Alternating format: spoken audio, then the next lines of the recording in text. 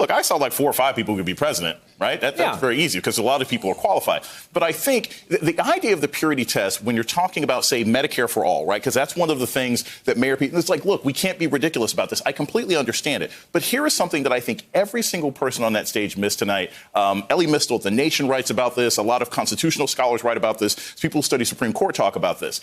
Given what just happened in the Supreme Court this week, you can't do anything about Medicare for all if you don't have a plan for the courts. And not one person tonight on this stage, except a little bit of Amy Klobuchar, talked about what you will have to do with the American court system to even have your Medicare for all plan go forward. So I think if you're going to talk about purity tests, you have to be practical about it. And that's something I think everybody on the stage mostly missed. Hey there, I'm Chris Hayes from MSNBC. Thanks for watching MSNBC on YouTube. If you want to keep up to date with the videos we're putting out, you can click subscribe just below me or click over on this list to see lots of other great videos.